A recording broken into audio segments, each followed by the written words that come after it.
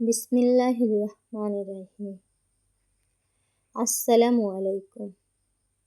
যেসব আপু বা ভাইয়েরা দোয়া করছেন তারা ফজরের পর ঘুমানো মানে কি জানেন? নিজের দোয়া কবুল নিজে আটকে রাখা। হয়তো বুঝতে পারছেন না বিষয়টা। আপনি যখন আল্লাহর কাছে দোয়া করছেন মানে আল্লাহর রহমত চাচ্ছেন। আর আল্লাহ তাআলা ফজরের পর থেকে সূর্য ওঠা পর্যন্ত এই সময়ের মধ্যে রহমত বর্ষণ করেন। আপনি আল্লাহর কাছে একদিকে রহমত চাচ্ছেন, আরেকদিকে ফজরের পর ঘুমিয়ে সে রহমতটাকে আটকে দিলেন। আজকে আমরা ফজর নামাজের পর এক বিশেষ আমল সম্পর্কে আলোচনা করব। ফজরের নামাজের পর থেকে সূর্য ওঠা পর্যন্ত এই সময়টা কতটা গুরুত্ব এবং দামি সময় এটা বলার অপেক্ষা রাখে না।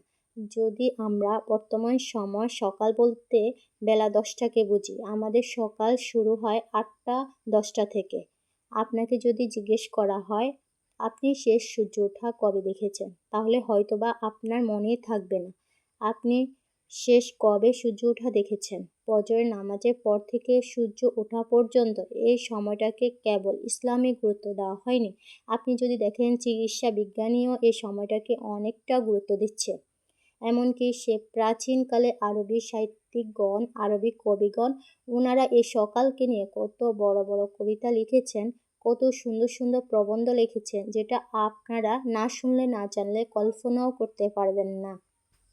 এমনকি কেউ যদি দুনিয়াবি জীবনেও সফল হতে চায়, তাহলে ফজরের নামাজের পর থেকে নিয়ে সূর্য ওঠা পর্যন্ত এই সময়টাকে কাজে লাগায়, তাহলে দুনিয়াতেও তার সফলতা কেউ আটকাতে পারবে না। কারণ রাসূলুল্লাহ সাল্লাল্লাহু আলাইহি ওয়াসাল্লাম হাদিসের মধ্যে বলেছেন, এই সময়টার মধ্যে শুধু বরকত আর বরকত। ফজরের নামাজের পরে এই 3টা জিকির যদি আপনি নিয়মিতভাবে করেন, তাহলে অল্প দিনে আপনার জীবনের পরিবর্তন আপনি নিজে দেখতে পাবেন এবং আপনার সে সমস্ত দোয়াগুলোও কবুল হয়ে যাবে যেগুলো দীর্ঘদিন থেকে কবুল হচ্ছে না। কারণ ফজরের নামাজের পরে ঘুমানোটা এমন, আপনি ট্র্যাপের মুখ খুলে দিলেন, দেওয়ার পরে ট্র্যাপের মুখে আবার ছিপি লাগিয়ে দিয়েছেন। আপনি যদি ট্যাপের মুখ খুলে আবার ছিপি লাগিয়ে দেন, তাহলে কখনো সেখান থেকে পানি নিচে পড়বে না। অর্থাৎ আপনি দোয়া করে রহমত টেনে নিয়ে আসছেন, কিন্তু সে সময়টাতে আল্লাহর রহমত বর্ষণ করে, সেই সময়টাতে আপনি ঘুমিয়ে রহমতটাকে আটকে দিচ্ছেন। তাহলে আপনার জীবনে দোয়া কবুল নামক সে রহমত কীভাবে? আপনি যদি ছেলে হয়ে থাকেন তাহলে ফজরের নামাজ জামাতে পড়ার চেষ্টা করবেন, আর আপনি যদি বোন হয়ে থাকেন ফজরের নামাজ যথাসময়ে পড়ে ঘুমানো তো দূরের কথা, বিছানায় পিঠ ঠেকাতে পারবেন না। কারণ এই সময়টা এতটা গুরুত্বপূর্ণ সময়, শয়তান চাইবে আপনি ঘুমিয়ে থাকুন এবং আল্লাহর সে রহমত থেকে বঞ্চিত হন।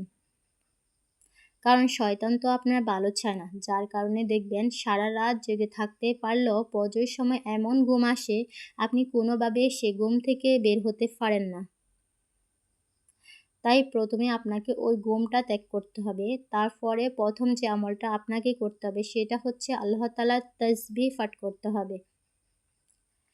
তাসবিহ মানে আল্লাহর পবিত্রতা পাঠ করতে হবে। দ্বিতীয় যে আমলটা করতে হবে, আল্লাহ তাআলা হামদ বা প্রশংসা করতে হবে, অর্থাৎ আল্লাহ তাআলার প্রশংসা সূচক যে বাক্যগুলো আছে সেগুলো পড়তে হবে। যেমন আলহামদুলিল্লাহ, এই ধরনের জিকির করতে হবে। তৃতীয়ত আপনাকে যে কাজ করতে হবে, ইস্তেগফার করতে হবে, অর্থাৎ আস্তাগফিরুল্লাহ পাঠ করতে হবে। বোঝার সুবিধার্থে আপনাকে যদি জিকিরগুলো একত্রে ছোট করে বলি, তাহলে জিকিরগুলো এমন হবে: সুবহানাল্লাহ, আলহামদুলিল্লাহ, আস্তাগফিরুল্লাহ। সুবহানাল্লাহ, আলহামদুলিল্লাহ, আস্তাগফিরুল্লাহ। এই 3টা জিকির আপনাকে ফজরের নামাজের পর থেকে সূর্য ওঠা পর্যন্ত পাঠ করতে হবে।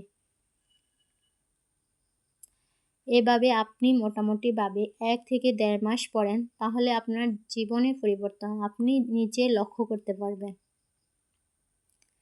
আপনি আপনার সমাজে আর 5টা মানুষ থেকে নিজেকে অটোমেটিক আলাদা করতে পারবেন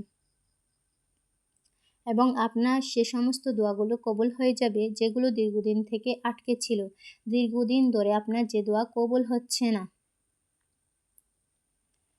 এবং সূর্য যখন পরিপূর্ণভাবে উঠে যাবে অর্থাৎ সূর্য ওঠার 10 থেকে 15 মিনিট পরে আপনি চাইলে ঘুমাতে পারেন অথবা দৈনন্দিন কাজ করেন, কোনো সমস্যা নেই। পুরো ভিডিওটি দেখার জন্য ধন্যবাদ।